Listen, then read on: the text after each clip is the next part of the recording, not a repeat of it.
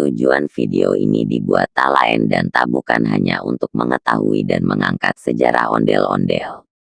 Sebelum kalian menonton video ini ada baiknya kalian subscribe, like and share kepada kawan saudara atau keluarga kalian.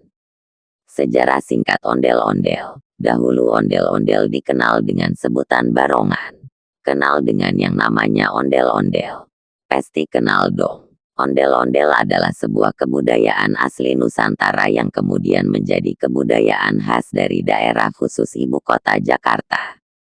Tapi dahulu konon, ondel-ondel tidak dipergunakan untuk hiburan seperti saat ini. Pada masa yang lalu, ondel-ondel digunakan untuk ritual-ritual kepercayaan yang berbau mistis. Dahulu ondel-ondel dikenal dengan sebutan barongan. Istilah barongan ini asal katanya adalah dari kalimat ajakan yang dalam bahasa Betawi berbunyi, ngarak bareng nyok. Dari kalimat ajakan inilah kemudian berkembang menjadi nama sebutan untuk boneka raksasa tersebut menjadi barongan dan akhirnya menjadi ondel berkembang. Dahulu banyak terdapat penyakit yang tidak diketahui oleh masyarakat Betawi. Penyakit tersebut diyakini karena ulah dari roh jahat yang datang ke kampung. Karena masalah ini, masyarakat kemudian melaksanakan sebuah ritual yang melibatkan sebuah boneka raksasa bertampang menyeramkan yang sedang menghisap ganja. Dan setelah boneka itu diarak keliling kampung oleh masyarakat sekitar, penyakit itu pun kemudian hilang. Dari sinilah kemudian ondel-ondel digunakan sebagai boneka penolak bala dan wabah penyakit oleh masyarakat Betawi. Karena masyarakat setempat menjadikan ondel-ondel sebagai personifikasi dari nenek moyang atau leluhur yang akan melindungi mereka. Tapi menurut catatan sejarah boneka raksasa semacam ondel-ondel tidak hanya ada di Batavia yang merupakan cikal bakal Jakarta. Seorang pedagang asal Inggris W. Scott mencatat dalam bukunya dan menuliskan bahwa boneka semacam ondel-ondel sudah ada sejak sebelum tahun 1600-an.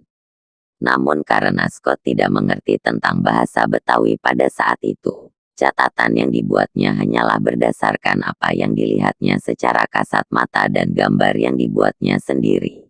Perbedaan bahasa ini juga pernah dialami oleh seorang asing asal Amerika, R. Sid More, yang datang berkunjung ke Batavia. Pada saat kunjungannya, dia melihat sebuah pertunjukan tari-tarian jalanan yang melibatkan boneka raksasa.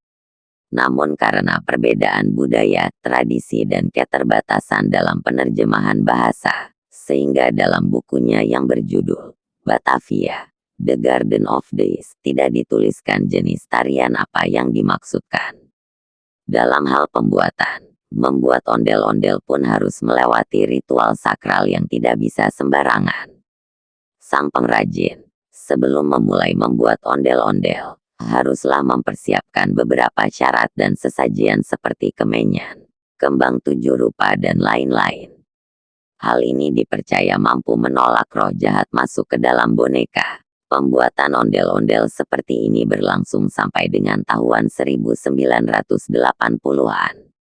Namun setelah masa itu terdapat pergeseran ritual dan fungsi dari ondel-ondel sehingga juga terjadi penggeseran proses pembuatannya. Tradisi yang sudah turun-temurun ada mulai dilupakan dan ditinggalkan. Sama seperti tradisi ondel-ondel yang pada awalnya meminta mandat atau ganja sebelum pertunjukan, maka mandat tersebut diganti menjadi rokok lisong. Seiring perkembangan zaman, ondel-ondel pun digunakan untuk menambah semarak pesta rakyat, hajatan pernikahan dan hitanan, serta penyambutan tamu kehormatan dan acara peresmian lainnya. Dan ketika masa kepemimpinan Gubernur DKI Jakarta Ali Sadikin, tahun 1966 sampai tahun 1977, ondel-ondel dijadikan sebagai boneka seni khas Betawi. Ketika melakukan pertunjukan, dengan menggoyang-goyangkan badan dan kepala yang menoleh ke kiri dan ke kanan, ondel-ondel seringkali diiringi musik khas Betawi seperti tanjidor, pencak Betawi, bende, ningnong, rebana, dan ketimpring.